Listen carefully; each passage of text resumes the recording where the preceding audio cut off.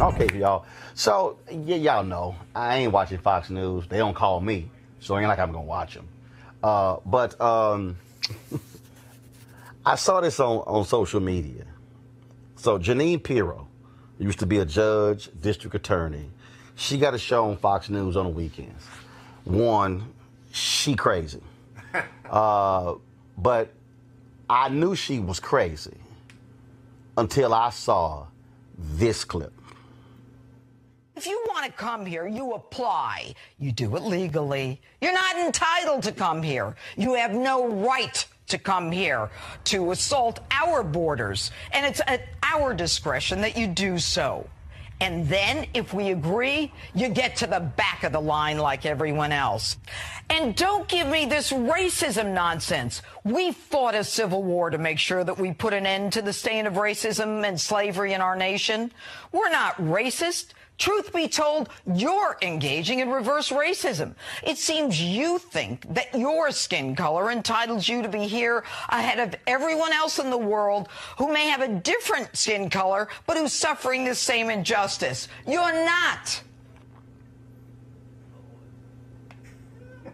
Give me a moment. Did she just say we fought the Civil War to end racism? Did you hear that? While serving you up grade A. Did you hear that? Yeah. Okay. All right. So, Jeanine Pirro, let me sort of help you out. Okay. Civil War. We know thousands died. The most people have died in a war, most Americans in history. We do know that the Emancipation Proclamation was issued as a way to facilitate the ending of that particular war. We do know that, of course, Reconstruction began in 1865, the period of probably the largest advancement for black people in American history. Arguably, that period lasted about 10 to 12 years. We know that the Reconstruction Amendments were passed, 13th Amendment, the 14th Amendment, the 15th Amendment. Also, of course, you had the 1860 Civil Rights Act that was also passed.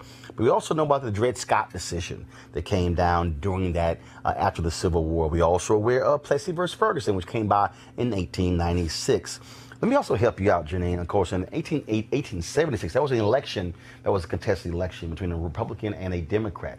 Rutherford B. Hayes was the Republican, was a Democrat. And so they cut a deal. It was called the Great Compromise. And the interesting thing about this deal, Jeanine, is that the deal was never actually somewhere on paper. It was never voted upon. It was just sort of a handshake deal. And here was the deal. The deal is Hayes, of course, you had Grant, who was the president, Ulysses B. Grant.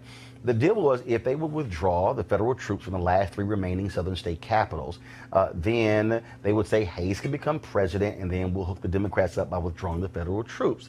The Democrats said, look, we're not going to touch the slaves, the free slaves, everybody's all good, we're going to get along with them. But we know they were lying. It's called the Great Compromise of 1877, Jeanine. And then this was what happened after the Great Compromise of 1877. There was a thing called Jim Crow. Now, Jim Crow, Jeanine, was actually racism. There's a thing called the Black Codes, which came out after the Great Compromise of 1877. We actually saw slavery without shackles in America, Jeanine. Now, that, of course, in 1877. Last I checked, there were covenants that were actually in place where black people couldn't live next to white people, that black people had land taken from them. It's called racism, Jeanine. We had a thing called the peonage system where African Americans were thrown in jail because we were no longer slaves, so therefore they needed free labor in places like Mississippi and Alabama, so they had trumped up charges for black people, and then they were thrown in jail. It's called racism. Then, of course, even when we go to the First World War, Jeanine, you had a separation of troops. Black troops over here and white troops over here. It's also called racism. And then, of course, you had the black newspapers, like the Double V campaign, victory at home and victory abroad, because they say that we're fighting fascism across the ocean. We kind of want to deal with racism in America. It's still called racism. Then, of course, you might remember, Jeanine, that movie, The Birth of a Nation, you know, where they showed the Klan. And, of course, D.W. Griffith, it was like this really great movie. That was called racism. You might mean that great bigot Woodrow Wilson showed it in the White House. Democrat, absolutely racist, Jeanine. Then you might also remember that when FDR became president, before FDR, Herbert Hoover became president, and he was a Republican, he led a movement called the Lily White Movement, where the racists in the Republican Party got with the racists in the Democratic Party, and they had a thing called the Lily White Movement. Okay, Jeanine, it's called the Lily White Movement, which means that I couldn't be in the movement, Eugene couldn't be in the movement, Michael couldn't be in the movement, as Avis couldn't be in the movement because we were black. It's called racism. Then, of course, Jeanine, you might remember also when FDR became president, he was put on pressure by A. Philip Randolph when it came to the issue of racism. 1936, Jesse Owens wins 4 gold medals in Germany. Hitler wouldn't shake his hand, but guess what? He also wasn't invited to the White House because FDR wouldn't shake his hand. That's called racism. And in fact, I do recall also when Jesse Owens came home, there was a dinner for him in New York City. It was a dinner for him to celebrate him making America look good in Germany. He had to go through the kitchen, even though he was the honoree. It's called racism. Then, of course, we moved, Jeanine, to the 40s and to the 50s. And August 28th, we moved to the issue of Emmett Till being lynched in Mississippi. Brown versus Board of Education, overturned by the Supreme Court, 9-0 decision by the Supreme Court. Racism. Brown 2 in 1955. Racism. Montgomery bus boycott, December 1st, 1955. Racism. Then, of course, Albany, Georgia. Then North Carolina A&T. Desegregating lunch counters. Then, of course, March on Washington. And, of course, Selma and Birmingham. And then let's see, Charlotte and Atlanta. And let's see, Florida, Jackie Robinson. Of course, he didn't get to Major League Baseball until 1947. Damn, what was that? Racism. Who was the last team to actually hire a black player in baseball? Was it the Red Sox? Who was the last team to hire a black player in football? I think it was called the Redskins. And Major League Baseball had a rule you could only have 3 black people on a team at one time. Damn, Jeanine, that's called racism. Then, of course, let's see here. Fair Housing Act, 1968. Only reason it got passed because the king got assassinated on April 4th, 1968. It was filibustered for 2 years. What the hell we call that? Racism. What the hell is wrong with you? You're a white woman who went to law school. Matter of fact, let me help you out as a white woman who went to law school. Because guess what? The only reason you were able to go to law school is because of black people. Because when Title IX was passed in 1972, they said that was a provision of the Civil Rights Act. Because you know where Title IX came from? You're a lawyer. The Civil Rights Act of 1964. Please. If you are going to be on television, at least attempt to walk past a book. You don't have to open it up. I just think through osmosis, what's in the book might jump the hell out and knock you upside your head and give you some common sense about American history. So no, Jeanine, racism in America didn't end because of the Civil War. It continued, and it still continues to this day. On her network. I'm done. That was good. That was good. I would have enjoyed your history class. That was good. Jesus, I just can't. That's terrible that she doesn't know. The That. scariest part Just about idiotic. I believe she knows. But she that doesn't. audience, man, that Fox audience eat it up. Exactly. I can't- They don't want to acknowledge it. Right. So Jeanine, She gave be us more than her happy. rant. Call a brother to come on the show. We can help you. I'll bring some books. I'll bring an Amazon gift card. Okay? I'll help you out. You want to support Roland Martin Unfiltered? Be sure to join our Bring the Funk fan club. Every dollar that you give to us supports our daily digital show. There's only one daily digital show out here that keeps it black and keep it real as Roland Martin Unfiltered. Support the Roland Martin Unfiltered daily digital show by going to RolandMartinUnfiltered.com. Our goal is to get 20,000 of our fans contributing $50 each for the whole year. You can make this possible. RolandMartinUnfiltered.com.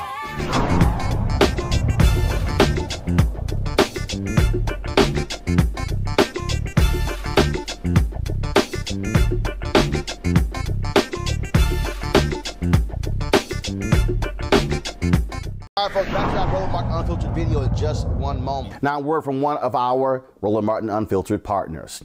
You've heard me say it before, and I will say it again. Write down this website, marijuanastock.org. That's marijuanastock.org. I'm going to tell you why it matters. Legal marijuana has grown to become a $9 billion industry in roughly 6 years.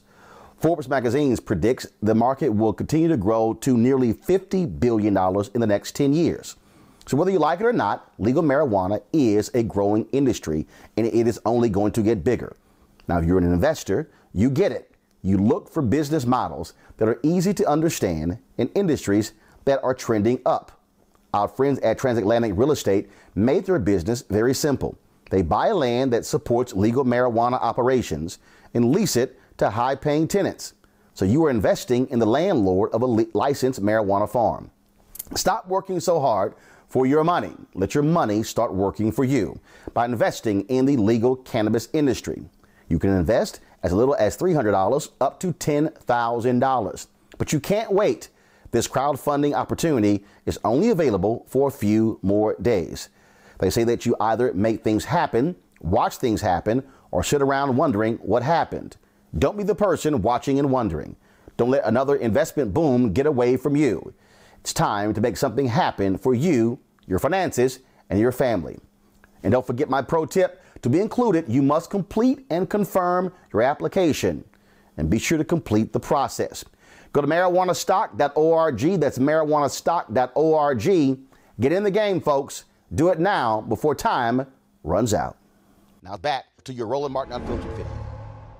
Welcome to our panel, Amari Faulkner, a business development strategist and adjunct professor, Georgetown University. We have, of course, Greg Carr, chair of the Department of Afro-American Studies at Howard University. A. Scott Bolden, attorney, former chair of the D.C. Democratic Party. Gentlemen, I'll throw it all out to you. Again, I could have easily ignored Kanye, easily ignored all the things he had to say, but I feel it was important for somebody to break down facts to show you, again, how hypocritical he was, saying one thing and then sitting across the table with a smug look on his face, knowing all the cameras were there and knowing the media was going to cover all things Kanye said, and nobody was going to offer you the truth about Trump's policies. I think that you did the nation a service, brother, by doing that. As far as I'm concerned, I think about his late mother. I was rereading her book, Raising Kanye, Dr. Donda West, who taught African-American literature at Morris Brown College and taught at Chicago State. And another ancestor must be sick to her heart to see a son who is so clearly mentally challenged, who's clearly got some health challenges, I would say, really just dissemble like that. The only other thing I would add is, I think that video, just watch it as one piece, that's a beautiful example of mental illness. Two mentally ill people talking to each other as if they don't both need severe intervention. Yeah, it was. I would probably say somewhat of the opposite. I think she would look down and be very proud of her son. And the reason why is he's sitting at the table. And I totally understand what you mean in regards to facts. but you're Roland Martin. I've been watching you on television probably for the last, 2 decades. You have the facts. That's your profession. Kanye West is an entertainer. He was raised on 2 college campuses. Here's why I will not let him be an entertainer off the hook. That's right. And I.C. Davis was an entertainer.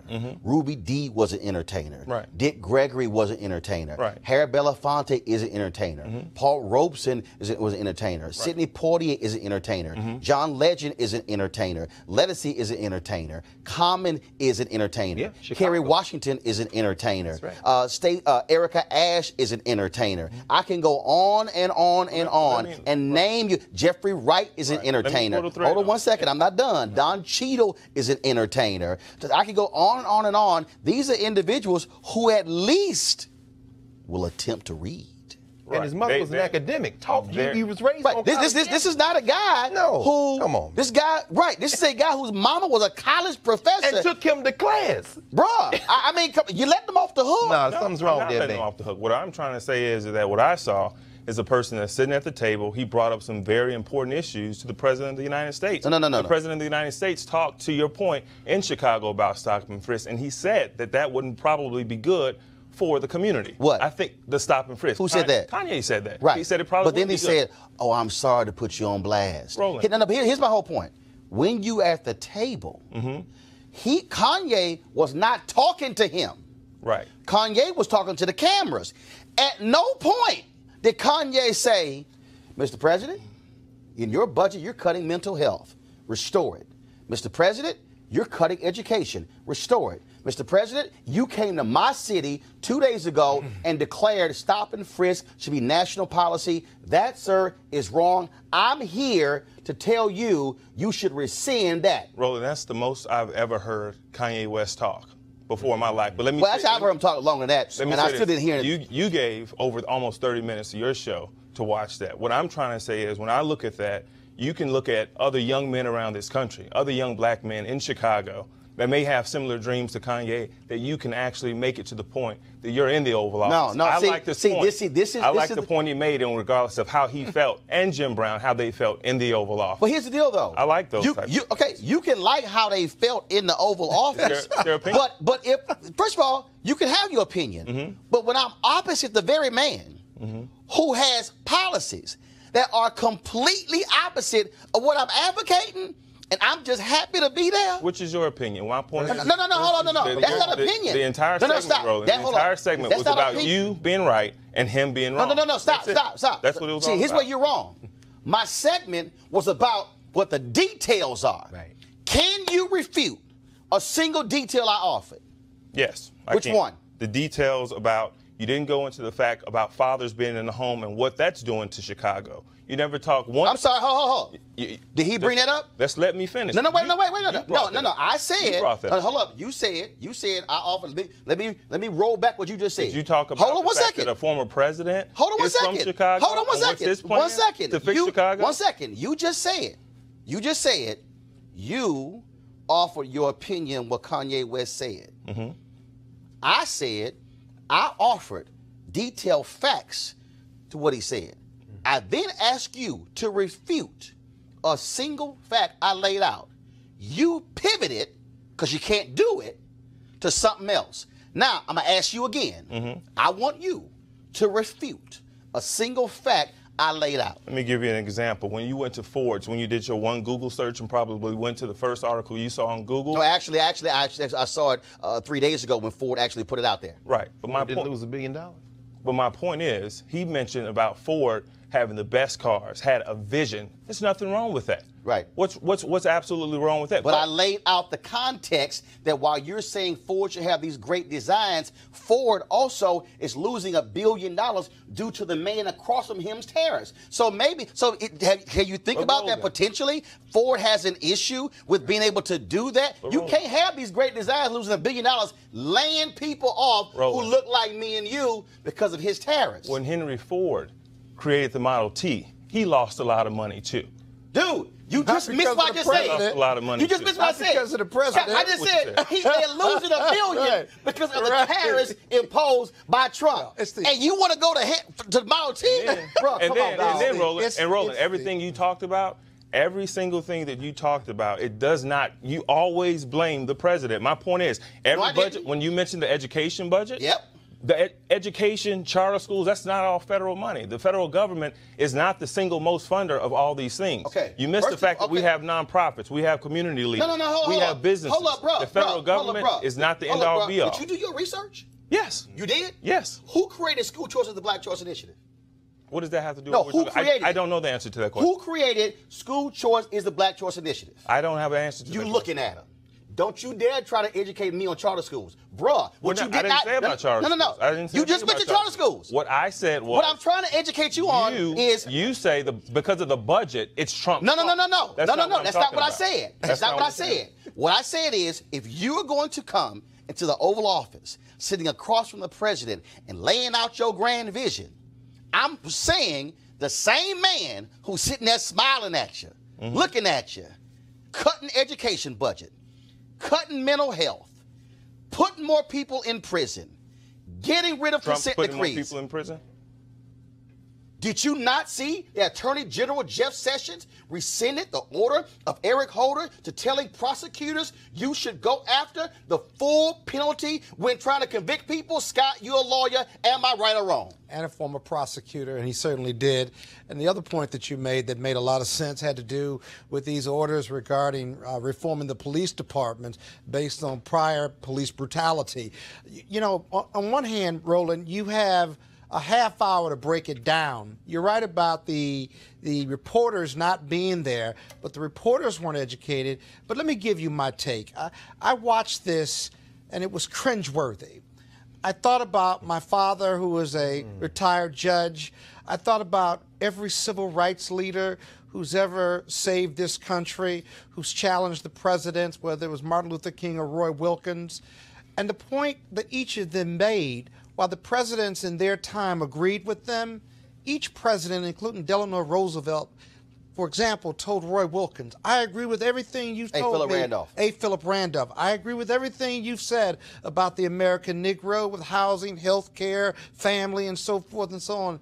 Now make me do it. Go make me do it. Now go make me do it. But it was cringeworthy because I thought about what a minstrel series this was and the power of this press conference being broadcast by Trump and watching this popular rap star perform with ignorance and with submission and with all that we don't stand for as people of color. Now watch this. Now, white America looks at that and defines us. The press corps lab. Listen to me. Defines us through the prism of what they saw with Kanye West. I am not Kanye West. I am educated. I'm at the top of the legal industry, and I don't represent that. And had I been at the White House, I would never go. But if I had been at the White House, Roland, I'm here to tell you that that litany of concerns would have been there. I would have read and researched and been prepared to challenge, and yet my invitation, if I wasn't allowed them to use me,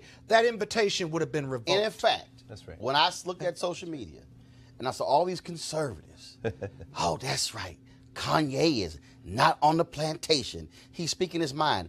I know, and I've been knowing black conservatives my entire life, okay? Knowing them, friends with them, who embarrassed by that. It's not a question of do you have a seat at the table.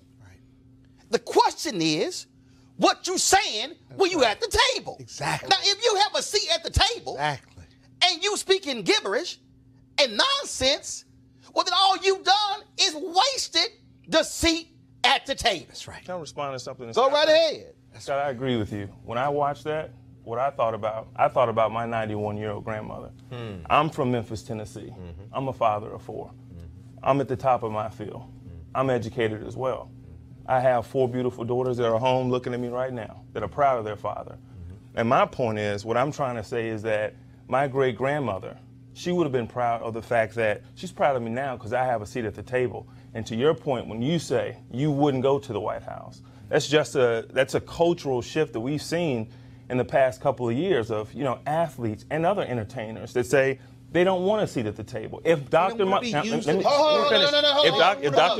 athletes and entertainers. Who? Can I finish? No, name them. We've had teams, the Golden State Warriors. We've had the Cleveland Cavaliers say that they will not go to the White House. No. Hold on, stop. You just said athletes, entertainers, and a seat at the table. Going to the White House and holding a jersey is not a seat at the table. And in fact, you mentioned A. Philip Randolph. Let me go ahead and quote. But can I finish my last hold on. I'm going to quote the table. Comment. No, I'm going to quote the table so you have context. Sure. A. Philip Randolph said this. Yes. At the banquet table of nature, there are no reserved seats. You get what you can take, and you keep what you can hold. If you can't take anything, you won't get anything. If you can't hold anything, you won't keep anything. And you can't take anything without organization.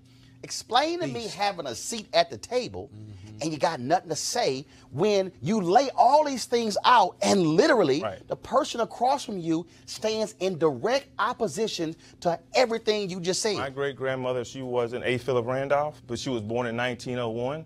She couldn't read or write, but she can count money like no one else. And she left a legacy for her children. And I respect that woman from Memphis. And what I would say is, still ain't answer my question. She always to do told with me, the White House, she always told me, you always take the seat at the table because you have an opportunity. If people would have, if Martin Luther King Jr. would have said the same thing about Lyndon Johnson, who many have said he was a known and open racist, I'm not going to sit across the table from him and work for the betterment of black people. Hold up, bro. Because do I need to play some audio tapes of what? Of what MLK said when he was in the room? He had a seat at the table. No. He was in the room. See, this is the mistake you keep making. No. You keep focusing on I had a seat.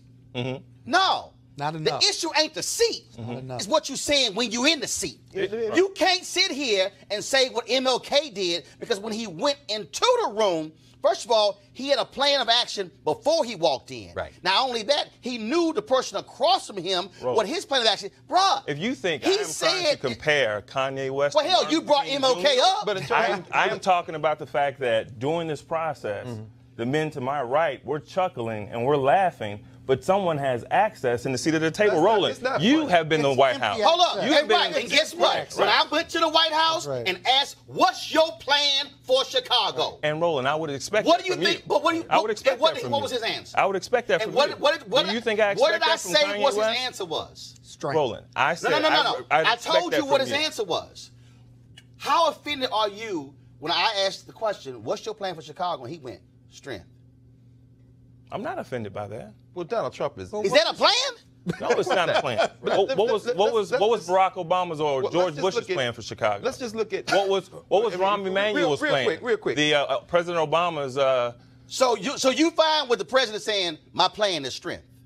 No. I am fine with the fact that President Trump seems to be doing something to address this issue. Hold up. Don't do it. Hold up. Really? Hold up. One second. Where's the evidence? Makes them right either. This is the evidence. No, 1 second. Where's the evidence? This is the evidence. We are talking about it today. For the past 10 years. That's the evidence? For the past 10 years. That's the evidence? Bringing a spotlight. Let me ask you a question. When has Donald Trump, since he's been president, even before when he was running, when did he go to Chicago to address the issues? But you said while he was running? Since he's been president, has Donald Trump gone to Chicago to specifically to community folks address the issue of violence in Chicago? I haven't seen that yet, and that's something that I would say to the president if I was looking him dead in the face. I would like to see more Maybe action. Kanye should have brought it up. Go ahead, Greg. I'll just say very quickly. There are two ways for black people to get into the Oval Office. One is by invitation because they somehow can be used by the person sitting there. Or exploited. Well, or exploited. The other reason is because they're unavoidable. No, you left the third one. What's that third one? They worked there. Oh, now that's true. Oh, yeah, the butlers. Yeah, no question. And in fact, what did Donald Trump say? The purpose of this meeting was lunch. But anyway, let's set that to the side. Your grandmother, your great-grandmother, 1901, Memphis, I'm from Nashville. About a year or 2 years after your great-grandmother was born, Booker T. Washington was invited to the White House by Theodore Roosevelt, an open racist. And the white press went apoplectic. The reason that he was invited was because Booker T. Washington was seen as the spokesperson for the entire race. He had been propped up by Cornelius Vanderbilt, Andrew Carnegie, so and so. It wasn't because Roosevelt somehow liked Booker T. Washington. He was the guy who was on the table to negotiate. Let's go back in time. Abraham Lincoln, Frederick Douglass invited to the White House. Why? Because Lincoln needed Douglass to help him win the war. Let's come forward in time. Another racist, Woodrow Wilson. When Monroe Trotter went to the White House, he blasted Wilson so tough that Wilson literally threw him out of the White House. Right. Let's come forward a little bit more to Franklin Roosevelt and now talk about A. Randolph, who of course was there because he told Roosevelt, I'm going to shut Washington down with a march on Washington, which forced Roosevelt to sign Executive Order 8802, which opened up jobs in the war industry, which is why Kanye's people and people in Detroit and Oakland and Portland ended up in those cities, in those integrated jobs to get those jobs that are not there now because the industrialization collapsed them. But I want to talk about a woman, Mary McLeod Bethune. Ms. Bethune is in the Oval Office mostly through Eleanor Roosevelt because she said, when I come in here, I'm representing the entire race. I have an agenda. Kanye West was in that room for one purpose, to adorn Donald Trump's fever dream. That man has no business in the White House. He was there because Donald Trump could use him. He's a useful idiot. Jim Brown was in the room because Jim Brown hasn't criticized Donald Trump. But if you listen carefully what Jim Brown said, he said, I'm not asking for anything. We can criticize him on that. But when you look at his American stuff, you look at his attempt at gang intervention, he's an iconoclastic guy. But one thing's for sure, Jim Brown don't want nothing from Donald Trump. This other guy, Kanye West, he's a rapper, but if you look now, T.I. came out against him. The other hip-hop, Chance the Rapper from Chicago. Actually, when they had the criminal justice reform summit there, they invited T.I. T.I. said, I'll come if I could bring Farrakhan. Come on, brother. They didn't invite him. But hold on one second. You said your 91-year-old grandmother from Tennessee, huh? Yeah. Got you. You ever heard of Dorothy Cooper? Uh-oh. No, I haven't heard. Dorothy Cooper was a 96-year-old black woman in Tennessee who in 2012 election couldn't vote. You know why she couldn't vote? Because Republicans passed their voter ID law, and she had to have her marriage certificate, which she could not find because she got married by 50-plus years earlier. Now, how would your grandmother feel about that when the person he's sitting across from supports voter suppression? Roland, that's a really good question. How would How would you feel that right now in Georgia, that the Secretary of State in Georgia, Republican Brian Kemp, 1.4 million registrations he's thrown out. Right now, some 53,000 voter registrations he's holding up, 70% of them African-American, Republican. How would you feel about the Republican Secretary of State in Missouri, who just got admonished by a federal judge who ran a commercial telling folk they had to bring their voter ID to vote, and the federal judge said that was a lie? How do you feel about a conservative Supreme Court who just affirmed a voter ID initiative in North Dakota, which said that you had to have a physical address, not a P.O. box, when several thousand Native Americans, the folks who were here before white folks, they live on the reservation, don't have a physical address. And so here you got Kanye, because I didn't hear anybody bring up voter suppression. I didn't hear anybody bring up Trump. Why are you supporting policies, and why is your party and McDaniel, the GOP chairwoman, why are you supporting efforts to deny black folks the right to vote? Why did your Attorney General Jeff Sessions go side with the side of Texas when 5 federal judges ruled that their voter ID initiative disenfranchised 600,000 people who look like you and me and Latinos?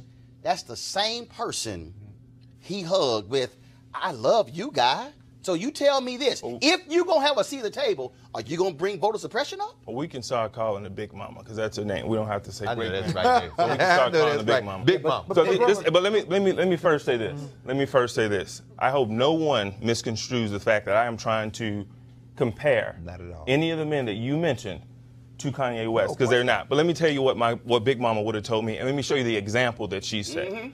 On voting day, she got away to the polls. She could not drive. She could not read. She could not write. Did you skip what I said? No. You asked me a question about what she would say. I'm telling you. I'm telling you. Bruh, Dorothy Cooper wanted to go to the polls. Can I finish? Dorothy Cooper voted her entire life, but she was denied the right to vote because of Republican voter suppression efforts. You asked me a question. I'm giving you the response of what my great-grandmother taught me. But you didn't answer the question. I'm answering the question. She made sure, and before anybody took her to the polls, months before, she made sure everything was buttoned up from her end, and she always told us. Did you not just hear what I said? They said you need your marriage certificate. Well, the woman got married like 60 years earlier. Right. What are you talking about? Right. No, do you know how many old? We're not blaming Do you know how many old people in Wisconsin, Roland, Mississippi, Alabama, Florida couldn't vote because they said, I can't find my marriage Or certificate. I don't have a birth certificate. The point I was born at home. Roland, the point I'm trying to make is we need to, just like Big Mama did, we need to focus the conversation on voter education so we can teach our young men and women the importance and the responsibility of your right to vote. What we have That's to do what we need is to do. go after Republicans who say that you can't submit a certificate from the Bureau of Vital Statistics. Right. You need to submit the birth certificate with the raised seal. That's the only one we're going to accept. Bruh, don't try that. The reality is this Don't here. try what? If this woman, this sister, 96 years old, Right. she said, I don't know what my marriage certificate is. Their deal is if you don't have the raised seal, that's the only one we're going to accept. Why would they only say the raised seal? Even though when you go get a copy, you're getting it from the state. Same They place. said, no, you can't use that one. We want the raised seal. But this is a They question. don't have access to it. No, hold on. Are you I want you. Are you implying, just out of curiosity, I've heard you talk about this issue on your segment or not, do you imply that these type of raised seals or photo ID and these laws are only just for black people? No, They what only impact black people? Just What out I'm of saying is curiosity. the studies show disproportionately who they impact. What I'm showing you is that in Philadelphia in 2012, the head of the Pennsylvania Republican Party stood in front of the cameras and said Mitt Romney is going to win Pennsylvania because of voter ID. And what they did there was they said, okay, we'll offer you a free ID. Well, you know what the elderly had to do? The elderly had to go to the office, sign an affidavit to get the free ID, go back home, wait for it to be approved, go back to the office to pick up the voter ID, and then come back home. Now, how many elderly folks do you know have the ability to go from home, office, home, back office, home? Here's the reality. Republicans across this country, I can go down the line because I've been covering this, bruh, for the last decade, have systematically attacked. And surgically. In fact, we got a federal judge in North Carolina that they use laser-like precision to target black voters. Bruh, it's in the federal ruling that North Carolina Republican Party used laser-like precision to target black voters. So to answer your question, it's yes. But look at Georgia, though. We haven't talked about Georgia yet. But look at the current Georgia law. The Georgia law, those 57,000 ballots that are kind of held up, and they can file a provisional vote on November 6th. The law in Georgia is that, okay, so you fill out your voter registration card, right? If it doesn't match letter for letter, comma for comma, on some prior government forms that the individual may or may not have filled out, whether it's the government, whether you got married or divorced, if it doesn't match, we're tossing it. So if I put Roland Martin and not Roland S. Martin, it gets tossed. In fact, since you asked for the evidence, are they specifically targeting black people? I didn't ask you. No, actually, you did. You said, am I? No, hold up. Let me roll it back. Are you implying that these efforts are targeting black people in North Carolina? No. They had email. No, hold up. That's what you. Is that not what you asked? I asked you, do you think these issues are only targeted just to black people? They are largely targeting us because you know why North Carolina? They got the emails. They asked the question, when do black people vote during early voting? They came back. 70% of black people vote in the first week of early voting. So you know what they did? And they register on Sunday. They said, we're going to slash. They shut that down. Hold up. Talking black people. They said, we're going to slash all early voting during the first 2 weeks, and we're only going to have one location in the whole county. They got the email. Then they said, we're going to get rid of voting on Sundays. I wonder why. Souls to the polls. the evidence is there. So this ain't even a debate. And this is certified Republican Party politics and then rules. I can go down the states. Iowa, Pennsylvania, Georgia, Mississippi, Alabama, Tennessee, Arkansas, Texas, Florida. We can go down the line.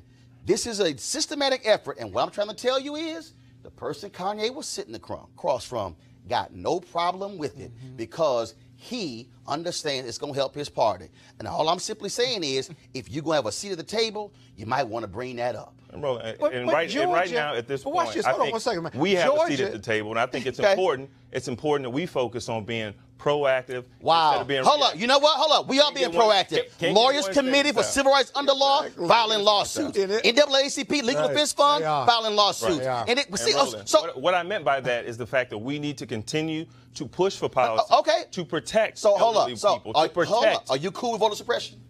No, I'm not cool with voter suppression. Are they wrong? Who are they? Is the Republican Party wrong for supporting voter suppression? Roland, a Republican Party or Democratic Party cannot stop me from voting. No, but you answered my question. A Republican. Hold up. Yes, they can. I've been a vote. I'm not going to give away my. Hold up. I'm gonna ask you. He just went down 4 or 5 different states where voter suppression, where a federal court has determined that they surgically did it against black people. 5 federal judges. And they can we stop need to educate. it. No. I'm gonna hold up. That's a nice pivot. I'm good at that too. But I'm gonna ask you a question again. Do you believe that the Republican Party in those states, they are specifically suppressing the vote? Do I think? No, I do not think that they are specifically oppressing the vote. So hold up. So even though a panel of federal judges wrote that was laser-like precision targeting black voters and overturned the voter ID law, you're saying that ruling was incorrect? Roland, what I'm telling you is I do not believe that there are Republicans that are going down the books and saying, I don't want black people to vote. We're going to stop and make they're not going to be able to vote. Oh, my God. No, that's okay. Greg, go ahead. Hold up. Y'all go ahead. Hold up. I'm about to end. Hold up. What makes Georgia worse, let me just say this. What makes Georgia worse is that the Republican nominee for governor is the Secretary of State who's pulling the ballots out and holding them and saying you can file a provisional. And the consultant who gave to his campaign recommended getting rid of the 7 of the 9 voting sites in a county that was 70% black. But that just happened to be that just happened to be like kind of accidental, right? That's a great messaging, Roland. I've been hearing you say this over and over every night. No, it's fact. Was this happening 8 years ago? Or 10 no, years bro. ago? Fact. Yes. Oh, it has? Bro, at 2008. Were we talking about it? Yes, we were. Was the president talking about it? Yes, he was. What did he do about it? Which one? President Obama. Yes, wait a minute. What did he do about it? Hold up. Since you want facts. What did he do about it? 2012, when in Ohio, Republican-led county boards extended voting hours with Republican counties and cut voting hours in Democratic counties, it was the Obama administration, his campaign, who sued the Secretary of State, sued Ohio, took him to court, and the Secretary of State of Ohio admitted that was wrong. Now you got your facts. Go ahead, Scott. Bruh, don't throw something out, bruh, if you ain't got the facts. My point, Roland, Scott, go ahead. These are local issues? And this is how I fight. Oh, my God. Actually, this is voting is a state issue. Go on. Voting is a state issue, which is why. Especially if they go to the Voting Rights Act. Well, this is exactly where I was going, Roland. Voting is a state issue, which is why it was Shelby County, Alabama versus Eric Holder, Attorney General of the United States. Why? Because they were trying to destroy the pre-clearance provision of the Voting Rights Act. And the moment the Supreme Court threw it out, under Obama, because every single one of those southern states instituted massive voter suppression immediately. Absolutely. And I didn't say they waited 2 weeks. No, they had the laws ready. The next day. Of the American legislative. Those were also Republican-led legislatures. Right. Just so you know. What I would ask you, as a professor, do you not think it would be a great idea for us to use a show as such, when you have a seat at the table, to educate young black men, young black women, about the importance of voting? That's actually I got a good answer. They are suppressing our votes. Scott. Let me give you a very basic. Today is Thursday. In my Tuesday morning class, I asked students. I said, "Who's from Florida? Who's from Georgia? Are you registered to vote? And what's the status of your absentee ballot if you're not going home?" Right. You know what I heard?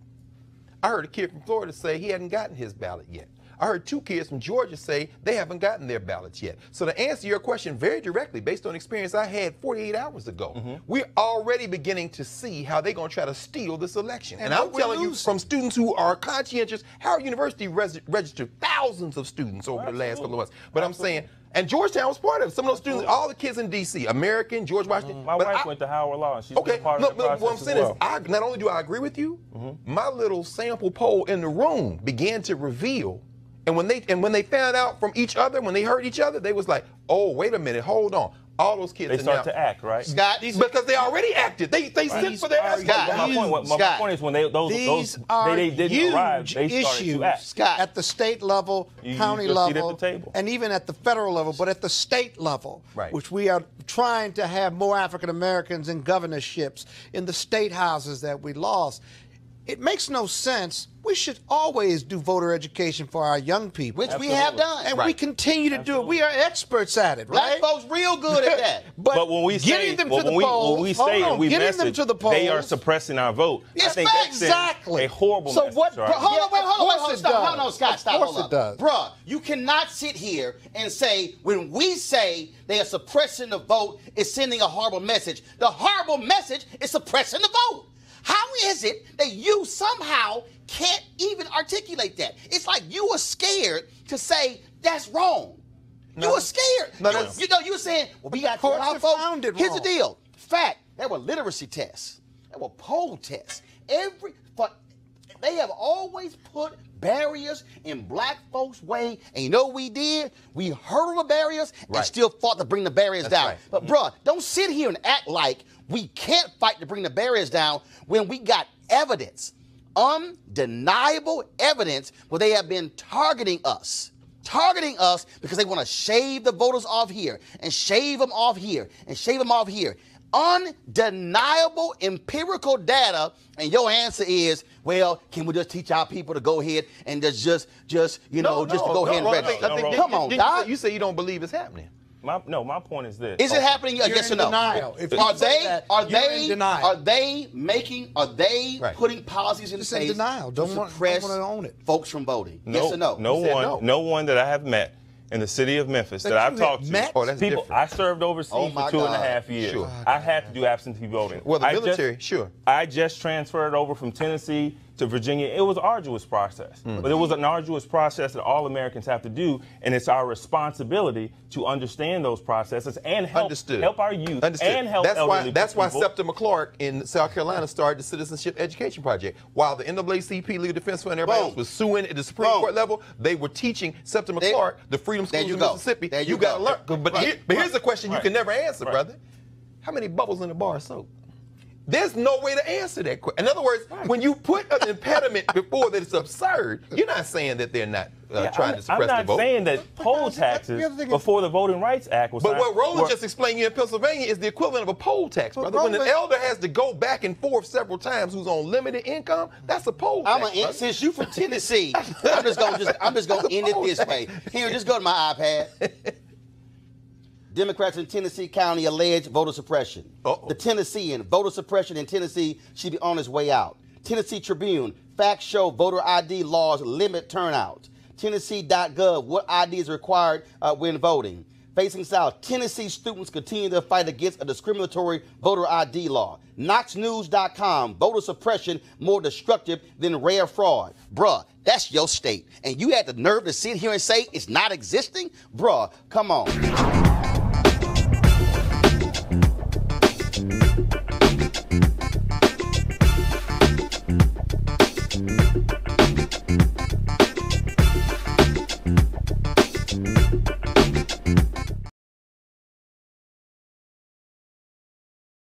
You want to support Roland Martin Unfiltered? Be sure to join our Bring the Funk fan club. Every dollar that you give to us supports our daily digital show. There's only one daily digital show out here that keeps it black and keep it real as Roland Martin Unfiltered. Support the Roland Martin Unfiltered daily digital show by going to RolandMartinUnfiltered.com. Our goal is to get 20,000 of our fans contributing $50 each for the whole year. You can make this possible. RolandMartinUnfiltered.com. We've been talking about voter suppression for quite some time about what's going on here, and we see what continues to happen, that this is, frankly, standard policy on the Republican Party. And so I was talking about that, and so this weekend, when they had the Young Black Conservatives gathering, Deborah, which was interesting because they wouldn't let a lot of black media actually cover it, including us, about pulling the press credentials, but you want to reach black folks.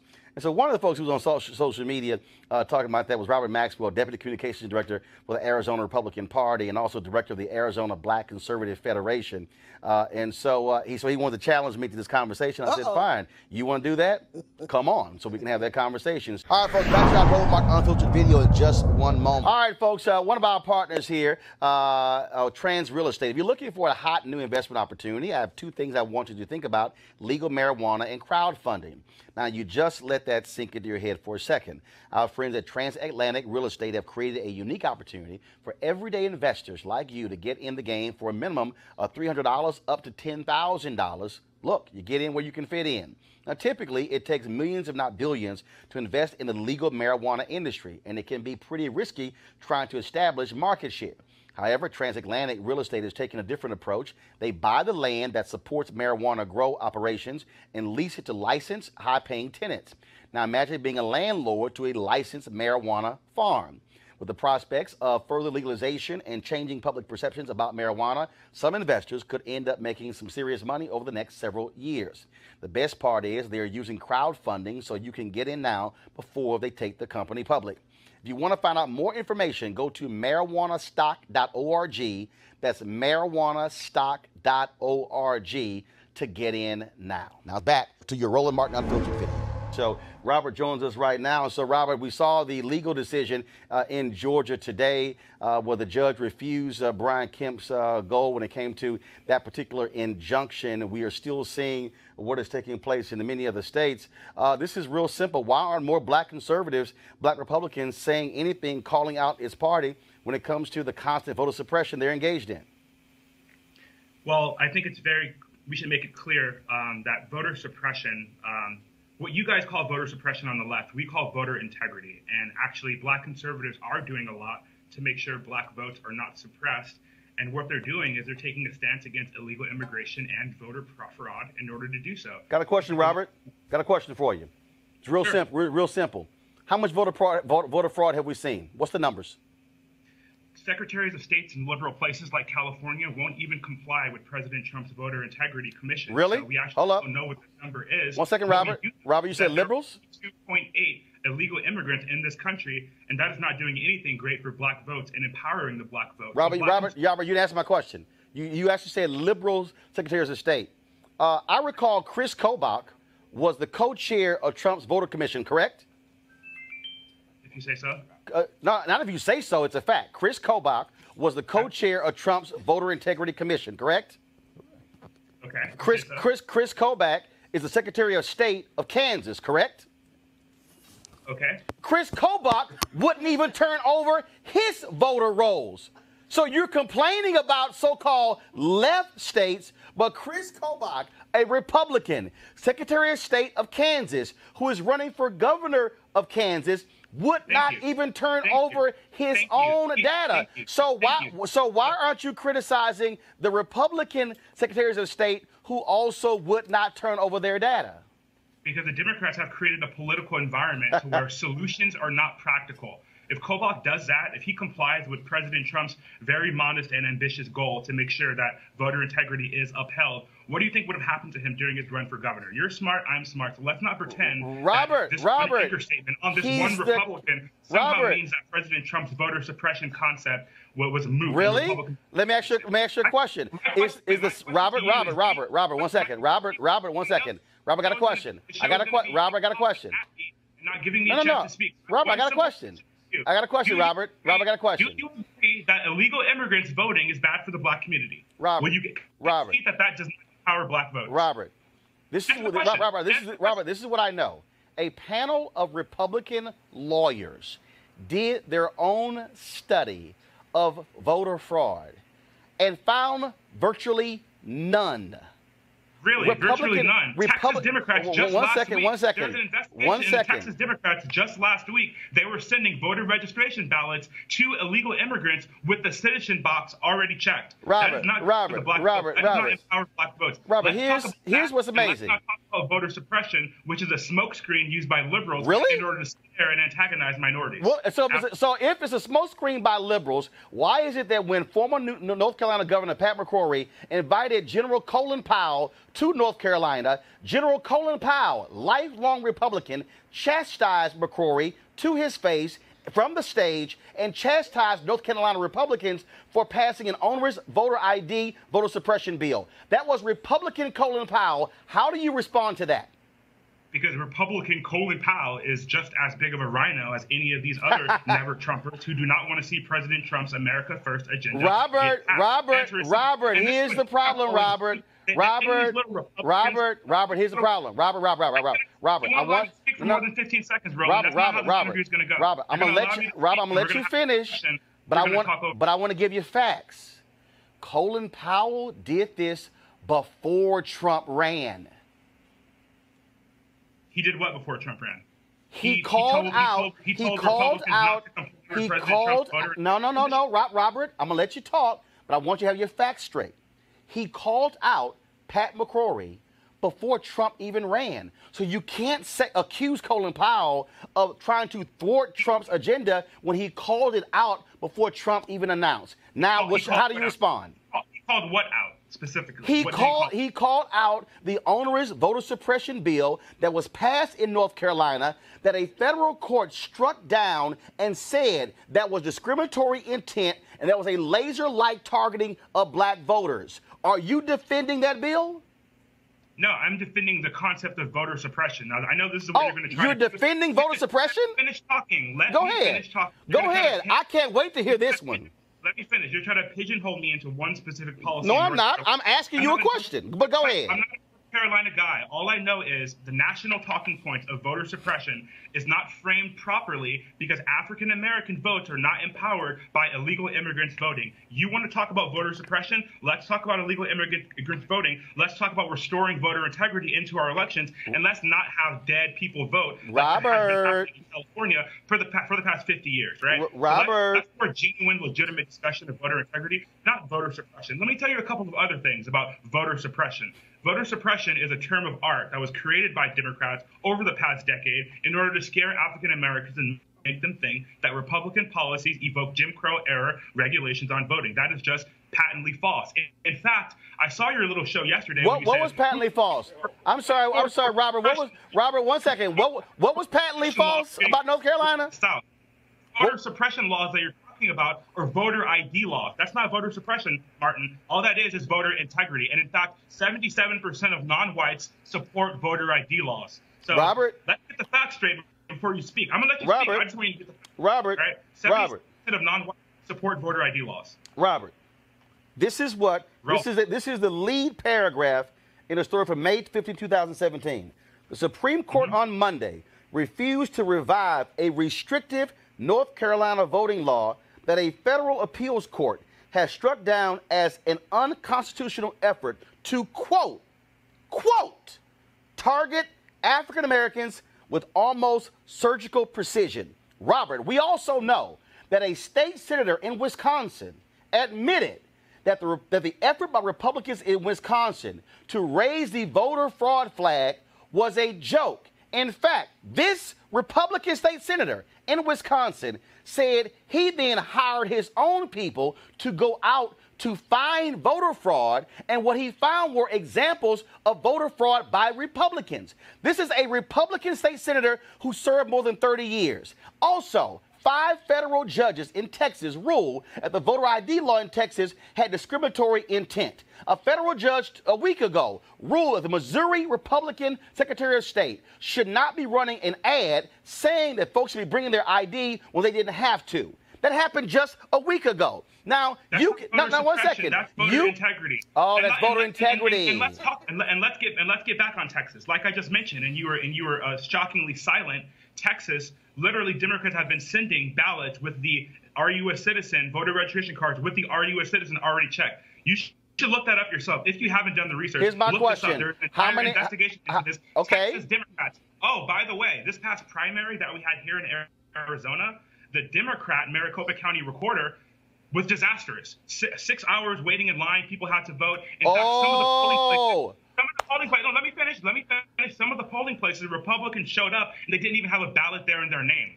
So what does this show us? Oh, this really, shows Robert? Us that voter suppression and concept of voter suppression or a voter incompetence happens along party lines. Hey, It's Robert. not something that Republicans try to do in order to disenfranchise Robert. the African community. However, people like That's yourself a lie, Robert. You know you're lying. do what you're paid to do, and you're essentially trying to create and invoke a certain fear in the black community. No, I'm not. I'm stating fact. Your votes. Here's a fact, Robert. Robert, here's a fact. Here's a fact. A In clerk. 2 states where Democrats are the ones doing and guilty of voter suppression. So Answer this, I don't know, Robert. You tell me, Democrats or Republicans? Robert, answer this. And Republicans are the only ones trying to bring integrity back to No, voting. no, you're And not. voter ID laws Hey, do that. hey, Robert, this is Voter ID real laws simple. do that. Robert, let me give you some facts. A clerk in Wisconsin stated in 2016 she purposely removed an early voting location from a college campus to a far-out place because she said too many young folks vote Democrat. In 2016, Robert, a federal judge called in Scott Walker, the governor of Wisconsin, to say why were they dragging their feet on delivering voter IDs. That's a fact. Robert, what's amazing to me is you want to throw out, illegal immigrants and how it's hurting black voters. Hold up. One second, Robert. Robert, you don't have, Robert, you have no evidence. You have literally no evidence. And the problem is, at Republicans, this is by design. Robert, we can go down the line. Florida, Mississippi. I'm not done. Florida. We just had the NAACP just won a case in Shelby County where Republicans were trying not to certify folks who registered to vote. So you're defending nonsense. The fact of the matter is you have black Republicans who have far more credibility than you. Black Republicans who actually have been, frankly, black Republicans longer than you've been alive, who say, you know what our party is doing is wrong. And for some reason, you literally are defending folks who are suppressing the vote, but then Republicans run around and say, oh, we voted for the Voting Rights Act. We voted for the Civil Rights Act. How can you, as a self-respecting black man, defend folks who are trying to actually keep others from voting? I'd like to ask you the same question. How can you, as a self-respecting black man, encourage illegals to vote, which highly saturates the voting pool and makes black votes functionally useless? And you have no proof. Truth about how in Texas, Democrats are sending ballots with their citizenship box already filled in. I've heard no response from that. Additionally, I told you about what's taking place in California, where voter registration in some counties are at 100%. Well, guess what, Robert? The reason we have attorney generals. I don't understand how you, as a self-respecting black. The reason we have attorney generals who also investigate those things. And all I'm saying is, show the proof. But you know what, Robert? Hey, if you are more than happy, with voter suppression, that's fine. But I can guarantee you this here. But you said doesn't exist. Robert, this is real simple. This is real simple. I'm going to go down the line. This is the last one for you, Robert. This is the last one. I'm going to go down the line. Missouri, Florida, Mississippi, Alabama, Georgia, Tennessee, Texas. You even had in Maine, where Republicans in Maine got rid of same-day voter registration when the citizens didn't even ask for them to do it. And what happened? The next year, the citizens put it back on the ballot, and then they said, no, what you did was wrong. So how is it that as a party, you keep trying to deny folks the right to vote? Go ahead, your final comment. And let's talk about that. Let's talk about what citizens want. 77% of non-whites are in favor of voter ID laws. Got it. Why? Because they want their vote to count as Americans who's helped build this country. So my question to you is, why do Democrats not listen to their constituents and just accept voter ID laws? In fact, in 2002, voter ID laws were going to get passed as a part of the Help America Vote Act, and it almost got killed because Republicans tried to add voter ID laws to it, because Democrats don't want voter ID laws. Why? Why do you think that is, Roland? Because they have illegals voting. And I don't understand how you, as a black man who's supposed to be so pro-black, you're shocked that I didn't know who you were because you're so pro-black. You can't be so pro-black if you're letting illegals vote. which is saturating the black market. That's not empowering the black vote, Roland. All right, You know Robert. that. Robert, it's all good. I thank you for coming on. You repeated the same talking points several times. I appreciate it, but it's a joke to somehow saying, illegals are voting. But again, Robert, I have you back on. I'm about to talk to Ben Jealous right now. No, Robert, I'm going to have you back on. But do me a favor, go find some new talking points because you keep repeating the same one over and over again. It's sort of redundant. But Robert, I'm not sure if you're or if you're just ignoring it. No, I'm not ignoring it, but I appreciate it, Robert. Thanks a bunch.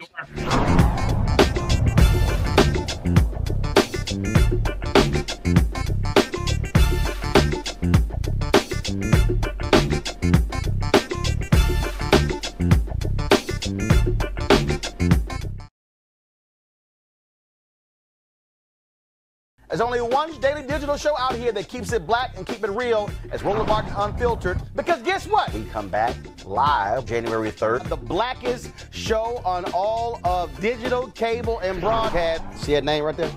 Roland Martin Unfiltered. Hello. Y'all want some of this? YouTube.com/Roland S. Martin. And don't forget to turn on your notifications. There's only one show out here, folks, in the digital world that's focused on you. Because here's the piece. I ain't afraid of Fox News. We come back live January 3rd. Now, y'all keep hearing me talk about these crazy-ass white women, and guess what? Now we have another crazy-ass white woman who just cannot mind her own damn business, this time at a Target in Tennessee. 3 black women were talking, and this white woman felt the need to check these sisters. You know how that went. Watch. I said, Tara, try this on because this looks like something Eartha said. I don't want to be compared to Eartha Kitt because she had sex. This is what you guys That's do. what I'm asking. That's why I'm asking. What this woman any longer, please. I want us to stop engaging with this woman. Let's stop. Let's have finish with the hat. Let's stop engaging with her, please. Let's stop. She can't hear. Thank you. That's very clear. I understand you're an abuser. I understand you're abusive. I understand you're abusive and you make up lies on the spot. I understand. It's still understand. Please stop talking to this lady. I mean, her question.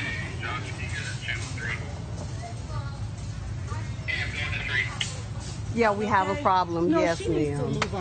We were standing here talking, and I made a reference to Eartha Kitt. No, I can't. Ma'am, I made a reference to Eartha Kitt, and my friend said, I don't want to be compared to Eartha Kitt because she had sex in the movie with. And then she said, hey, I know you're trained on lying. I know you're trained on lying. I know you're trained on lying. Good job. We are together. You're perfect for the court system. You guys should all go to court. Now we're perfect for the court system. Because you're trained liars. All right, I'm going to start with you, Lon. You're in PR. Here's the deal. These companies, people like Target might need to put a sign up, crazy-ass white women. Don't bring that bullshit in our store. I'm not going to. First of all, she's got NASA on it. I mean, somebody should talk about that, right? That's a big sign. NASA. Okay, number one. But definitely, I think corporations and I think stores have to do a better job now because everybody's paying attention. I mean, this is going on almost every other day.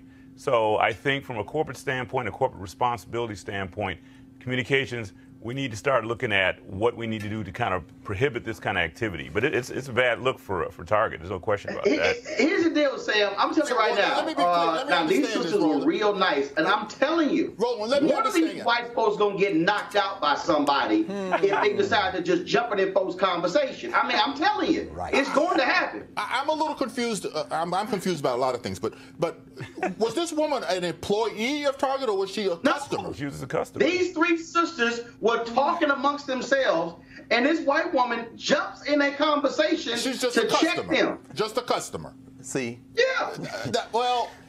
There's a liability there that Target's going to have when something jumps off, and it's going to be in Target. I don't know what it's going to happen, Roland. I hope you have the camera there when it happens. It's going to happen. Greg, hashtag team whip that ass will be showing up. I'm telling you. Roland, brother, maybe NASA means not a safe activity. They should give them shirts to every white person. But we're laughing, but here's the point. Here's the underlying issue that's very scary. You notice how quickly she moves to say, I'm going to call the law. This is perfect for court.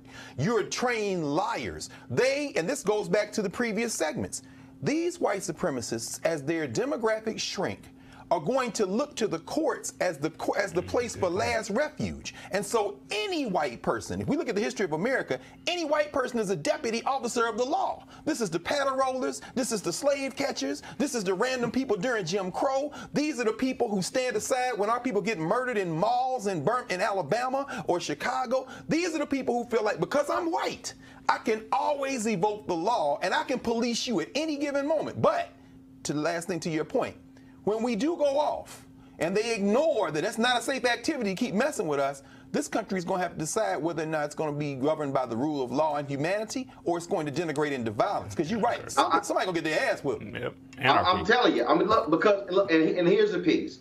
Again, black folks trying to be calm. You heard the one sister say, we're not going to give her any time. But I'm telling you, you're just going to hop in my conversation, and then you're going to castigate me for something I wasn't even talking to you. I'm telling you right now, I keep warning all these crazy white women and white men. Y'all better mind y'all own damn business, because this is not the generation of black people who gonna kneel down and pray for y'all. Roland, it never was the generation, brother. You made me pull out my history book, my Alpha history book today, brother. I pulled out Brother Charles Wesley. I'm reminded of Paul Robeson, who played football for Rutgers. Brother Paul Robeson, who was playing football when one of them white boys stepped and took all his fingernails off his hand. And on the next play, Robeson, who had been trying to be civil, lifted that white man over his head and was getting ready to break his spine when the coach said, blew the whistle and said, Robeson, you made the team. We will be pushed too far, brother. We've always been too far. Absolutely. So I'm telling. So every time one of these videos happen, we gonna run it, and I'm keep warning these folks, because look, black folks are not playing this game where our car is barely in the walkway. We can't sell lemonade. Matter of fact, I saw somebody sent me a story today. What was it? A black woman was eating lunch somewhere, and they called the cops on her.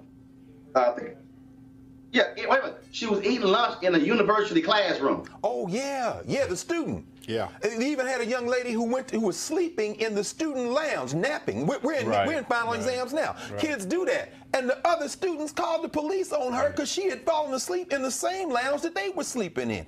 Again, police while black, brother. Yeah. I mean, these folks think this whole sense of entitlement has gone too far. It's basically they feel they're entitled, and we pull the sheets back, and we're just going to do anything, and it's our time. That's the problem we're dealing with. All right, folks, back to that Roland Martin Unfiltered video in just one moment. As we transition into the holiday season, this is the time, of course, when we start thinking about giving and sharing. Sometimes the best gift that you can give someone is an opportunity that could potentially change their lives financially. That's why our friends at Transatlantic Real Estate have created an investment opportunity for the everyday investor. It involves legal marijuana and crowdfunding. Now, look, black folks have been impacted by marijuana in a negative way. Now, the issue is it is legal in so many areas. It is one of the fastest growing industries in the country. Yeah, and we also know that crowdfunding makes it easy to be an early investor of an opportunity. It's a no-brainer. But it also gets even better. Transatlantic Real Estate is different, and they have a business model that is simple to understand. They buy land that supports marijuana grow operations and lease it to licensed, high-paying tenants. Now, here's the piece. You're investing in a landlord of a licensed marijuana farm in a high-growth market. And for a limited time, you can invest as little as $300 up to $10,000 before the company goes public. And here's some more good news. They have recently extended the offer, which means you still have time if you take action now. Now, keep in mind, you must complete and confirm your application to participate. So be sure to complete the process. And don't spend all of your money over the holidays and end up with empty pockets. Instead, get a return on your investment. You could also consider making an investment for someone special. How's that for a holiday gift? I think it's a good idea. Now, to get started, go to marijuanastock.org and marijuanastock.org for you to get in the game. Now back to your Roland Martin Unfiltered video.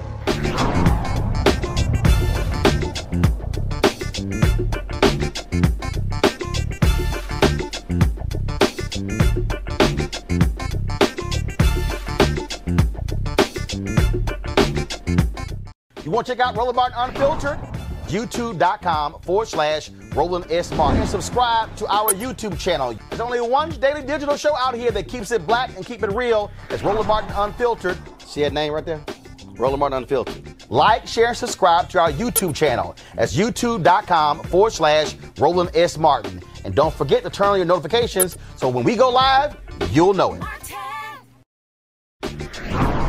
All right, y'all. So, look, we're on this show. We talk to all kinds of black people.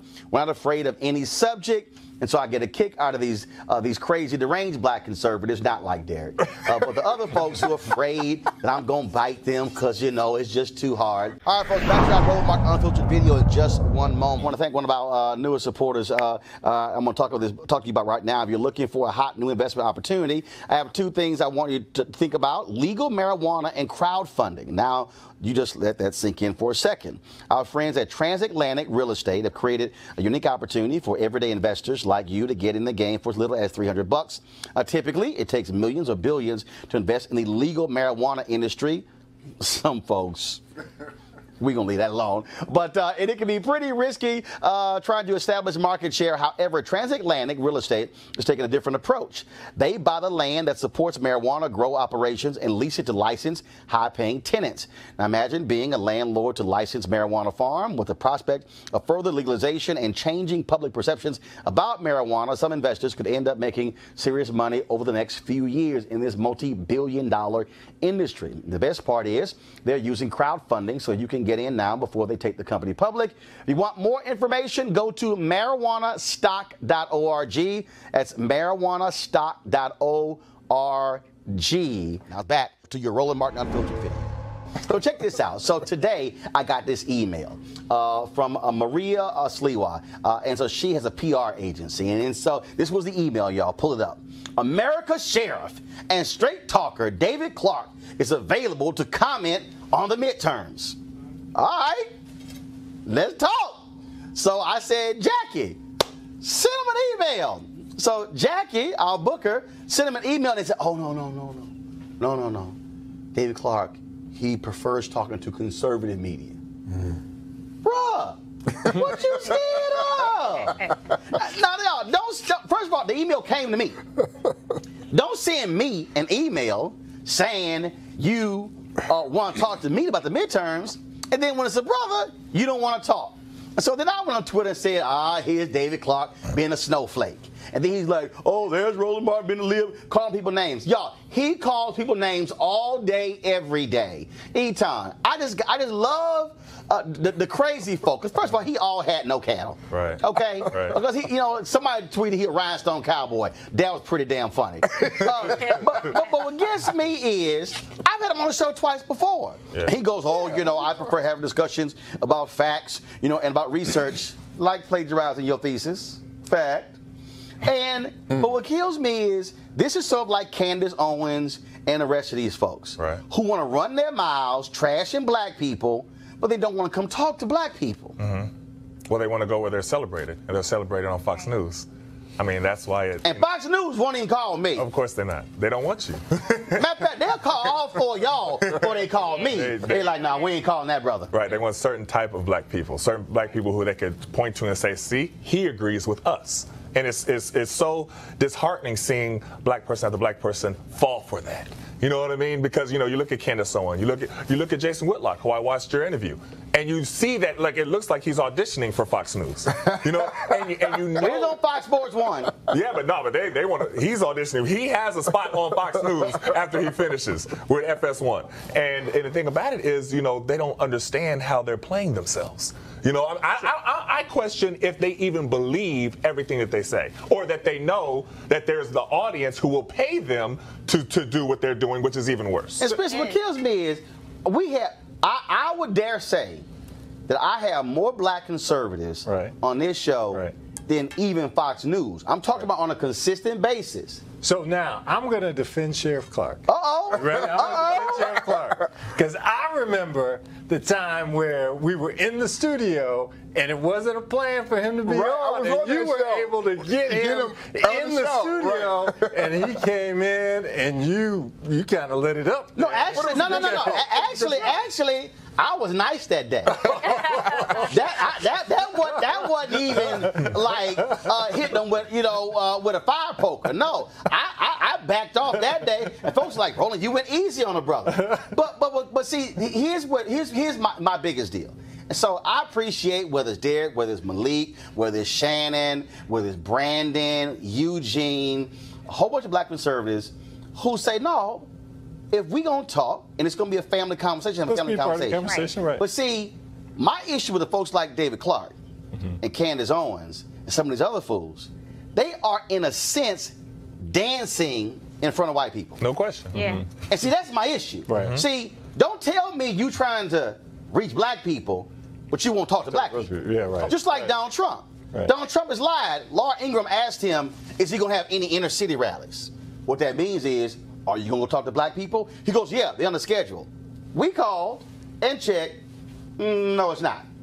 He has no intentions of talking to black people. He loves talking about black people to white people. Right. But he won't come talk to black people.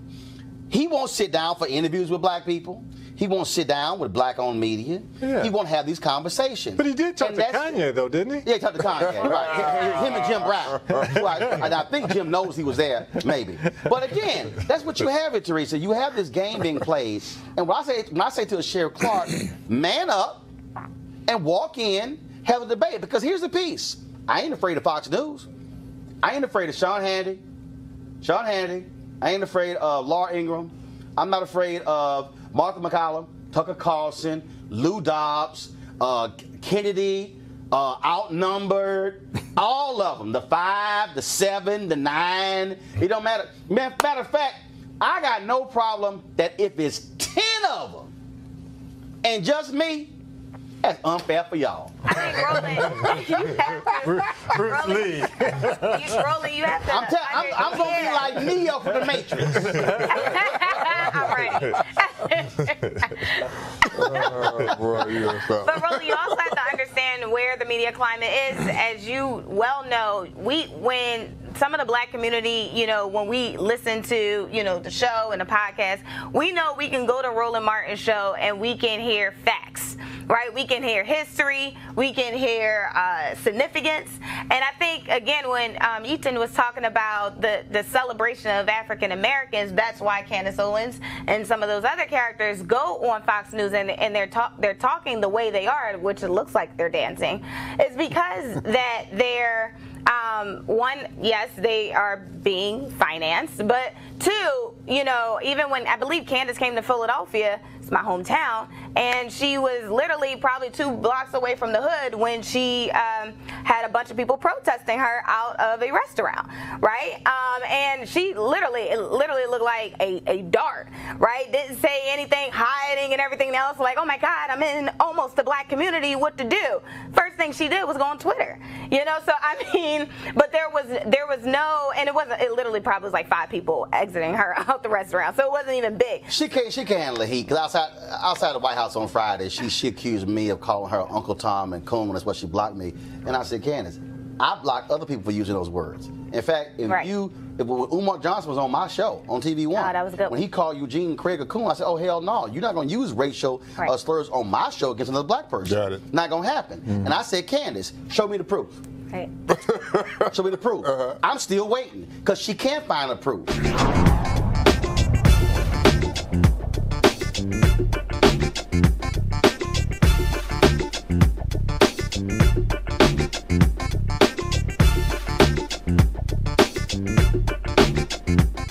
You want to support Roland Martin Unfiltered? Be sure to join our Bring the Funk fan club. Every dollar that you give to us supports our daily digital show. There's only one daily digital show out here that keeps it black and keep it real as Roland Martin Unfiltered. Support the Roland Martin Unfiltered daily digital show by going to RolandMartinUnfiltered.com. Our goal is to get 20,000 of our fans contributing $50 each for the whole year. You can make this possible. RolandMartinUnfiltered.com.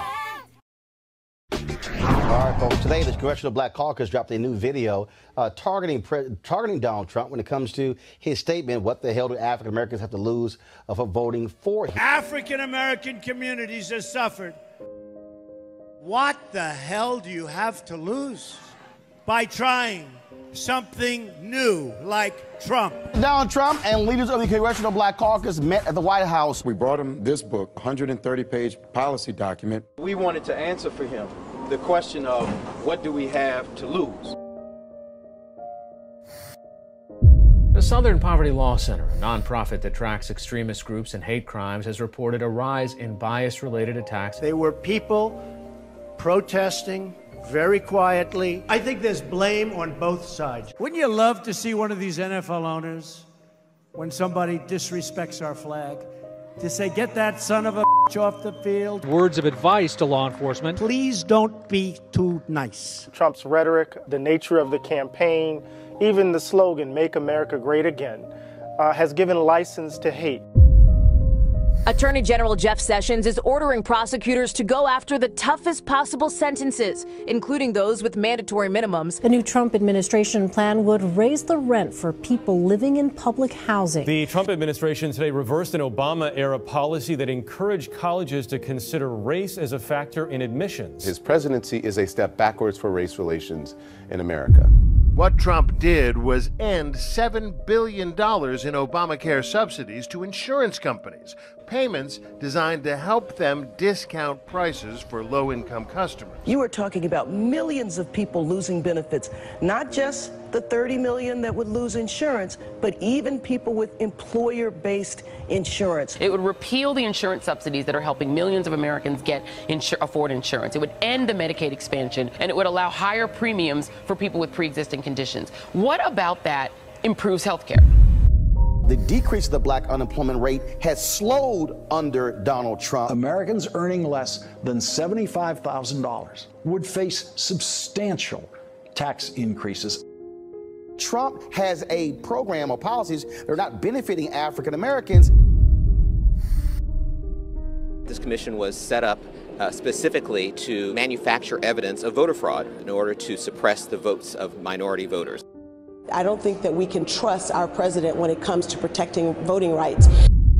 President Trump has only been in office for 9 months, and he's nominated a number of nominees. 4 of them have been found unqualified. 90% of the nominees are white, 80% are male. Some of them are far right. The person who had on his blog linked to white supremacists. He picked the one guy who has specifically written that a president, in fact, should not be the subject of a criminal investigation, which the president is right now. Donald Trump's lies just passed a milestone, crossing the 2,000 mark. 3,000, 4,000. This Russia thing with Trump and Russia is a made-up story. I believe there was collusion. Donald Trump obviously is in debt to Vladimir Putin. What the hell do you have to lose?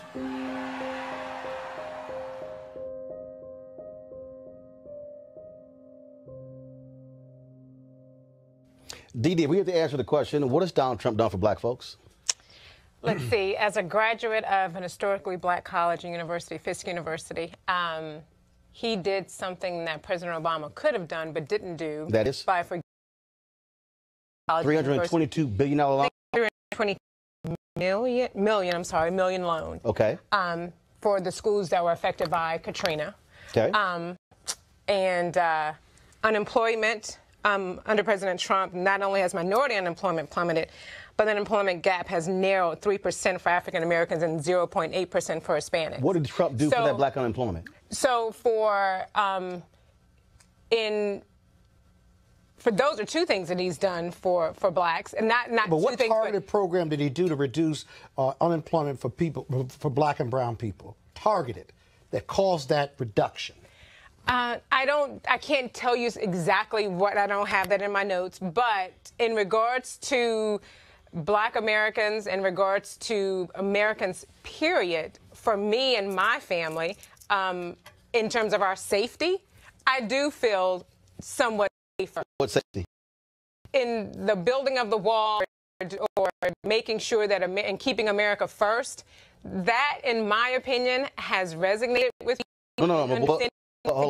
America first. Hold on, Scott. Hold on. How are we safer? Because when we say safer, how are we safer when you have an attorney general? But you can't. Hold on, 1 second. If people are shooting. So hold on, 1 second. You just said. Okay. Me and my family are safer. I said we feel safe. Okay, and so I'm asking you the question: how are you safer? Then you reference a wall. A wall hasn't been built. And it hasn't been built. And so let me So how is a non-existent wall making you safer? Is that he is making waves in terms of trying to keep America safe and keeping America first. And for me, that's important. No. Again, hold up. I'm asking again, how? I don't want a phrase. Right. I want an actual example. How? He said when he the wall, or he wanted to keep America safe. In doing so, he's been trying to make strides of doing that. But you can't, things don't happen automatically, and you do have to work towards certain things. And so I do understand that. Like when he said Mexico was going to pay for it, and they're not paying for it. American taxpayers are paying for it. Right. When I also think about African Americans, you talk about being safe. I think about also African Americans being safe from police departments. And when the Attorney General of the United States actually stands before cops on multiple occasions and saying, we're going to do away with these consent decrees. When he came in and immediately tried to do away with the consent decree in Baltimore, a consent decree the city of Baltimore agreed with and the police department agreed with, and the federal judge smacked his hand down. He went to outside of Chicago a few weeks ago, gave a speech saying that these consent decrees have hurt the morale of cops. He did not say a single word about the people, how they have been impacted by these cops. How has that?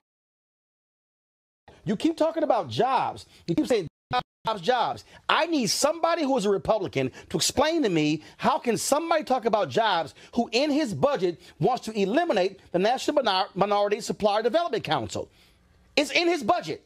They want to eliminate all those offices. Second of all, this administration also has made it hard for black-owned businesses to even get contracts because under Obama, they broke the contracts down into smaller contracts. The same thing Mayor Jackson did in Atlanta when he became mayor in 1973, and black people had 0.0012%, which is basically 10 cents of every $100 of every contract. What did Trump do? He came in and actually bundled them back together, making it harder for black folks to actually access those contracts. When Secretary Betsy DeVos has for-profit colleges off the hook and allowed them to come back in when the Obama administration was removing them from access to dollars. That's to get rid of the Affordable Care Act, which significantly increased the number of black people who actually have, for the first time, health insurance. Not only that, what has this man done for criminal justice reform, which I'm still waiting to see? And then he said, hey, we'll take it up after the election. What has this man done when it came to the issue of voter suppression? And we've seen in North Carolina, in Florida, in Mississippi, in Alabama, when the Obama administration, on their side, they sided with the plaintiffs when there was a voter ID case in Texas. 5 federal judges, 5 different judges said it was racially discriminatory as the Trump administration on the Jeff Sessions came in and sided with Texas. Please explain to me, with all of that, I've given you at least 8 examples of help black folks. I think he's probably pushed closer to black unity than we've been in about 40 years. Donald Trump is a hateful... And another thing. Yeah, I mean, Donald Trump is a hateful, lying, mentally ill, xenophobic con artist. And he, if nothing else, everything you listed, Roland, of course, is factual evidence. Let's just look at the intangibles. When you stand in a crowd in Mississippi and mock a white woman, when you talk about... I don't agree with that. No, it's not a matter of agreeing. I don't know. Where did you go? I don't know. Right. No, he lied. He said the only thing she remembered was having one beard. That's not only a bald-faced lie. I'm not going to say he's a liar in that regard because the man is mentally ill. At that point, he's playing to his base. His base is white supremacists. He has staffed his cabinet and his staff with white supremacists. Stephen Miller should have no business in the city of Washington, D.C. or around any decent human being. His xenophobic policies, they are trying to make America again, as it were ever. But when he was laughed at last week, that was in part because he has started this trade skirmish, to use Warren Buffett's, he says, it's not a war yet.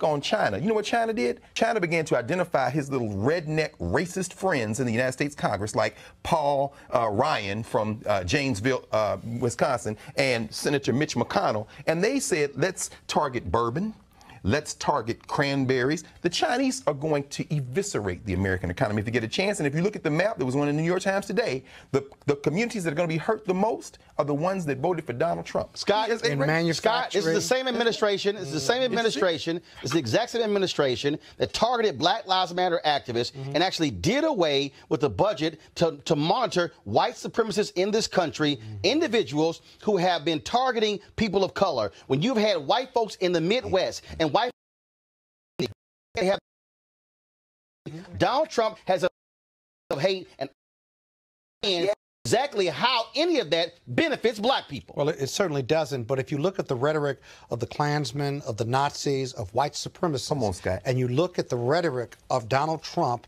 as well as many in his administration, that rhetoric, they mirror one another. It's right out of the handbook of the Ku Klux Klan. But more importantly, the deeper and darker damage done to this country by Donald Trump lies in him giving license to those who don't look like me. Being comfortable bringing it mainstream, their hate speech in regard to people of color, their not even dog whistles that we hear, their direct rhetoric of scaring their constituency. It's all based on fear that people of color are taking their jobs, even though he claims that he's been a great job creator for people of color, black and brown, but he's brought it mainstream, people of color, just based on his rhetoric. Again, Again, there wouldn't be those attacks without his rhetoric. Here's the deal, Dee. I operate in facts. Okay. I operate in facts. And if you can list a number of different things, that's fine.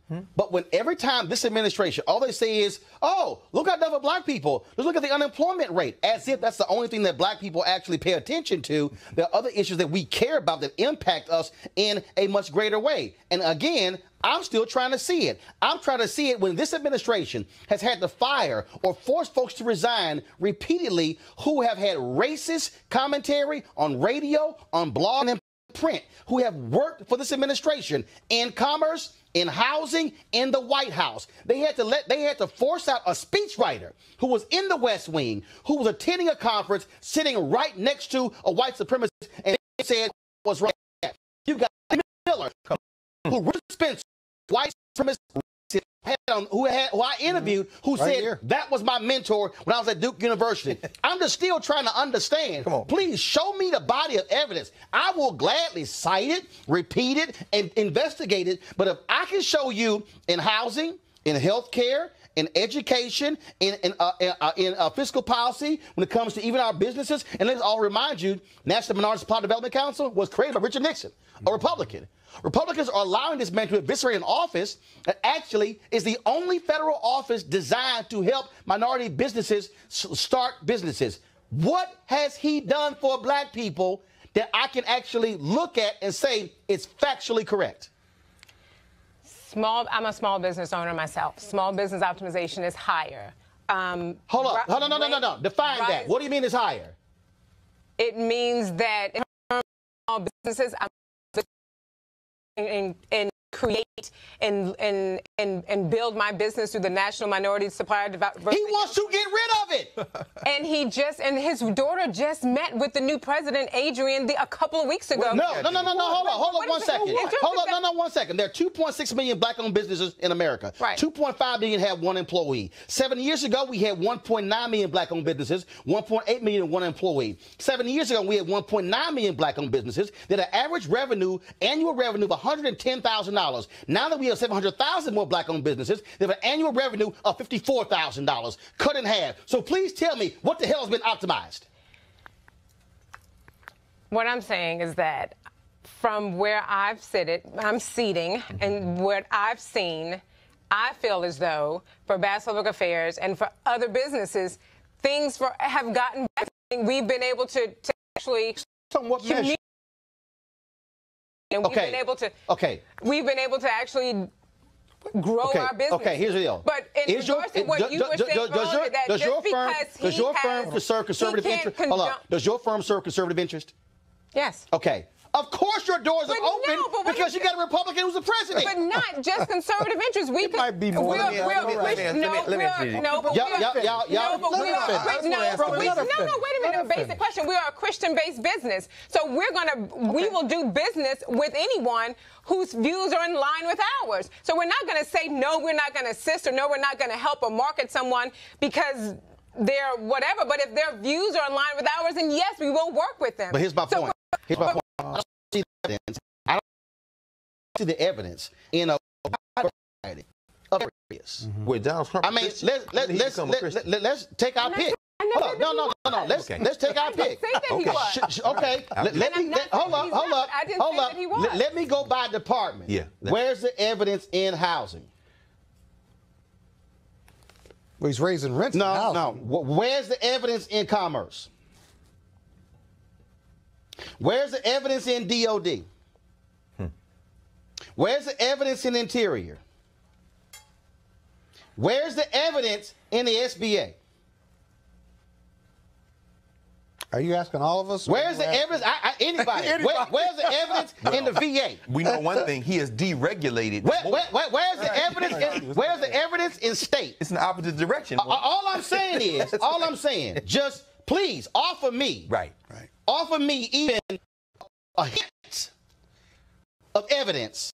I just got one question. Okay. Do you feel, as a conservative, an obligation to defend the Trump administration? No, and that's simple. No, then you don't have to defend it. But I would say that. What I'm saying because is they hijacked, I think, what people might consider conservatives. Neither myself nor my sister nor anybody at Bass Public Affairs, we will never say that everything that the president says or does is correct. Now that's important. And that's important because the Republican Party has been hijacked by Donald Trump. So in other words, when I see an orange hat, and that is a problem with the fact that conservatives will co-sign everything the president does, and you can't do that. And I will never do that. This is what's missing from this dialogue. Scott, go ahead. Final comment before I got to bring in my next question. So I will say yes, I agree, or no, I don't agree. And like when you said earlier in regards to him mocking the president, horrible things that he's done and said are absolutely wrong. What's wrong when this man is called shitty countries that people look like us? You're absolutely right. But what is missing, and what would help Donald Trump, hold on, what's missing, which all of those departments, there could have been a positive answer to that, but he has no urban agenda. And remember, what he said before, he said, what do you have to lose? He talked about the unemployment rate, the violence rate, and yet he hasn't invested in the killing fields of Chicago. Exactly. And that was always his best example. Because he uses Chicago at every point, but he hasn't even done that. So when does the agenda, when do we get his urban agenda? It don't exist. All right.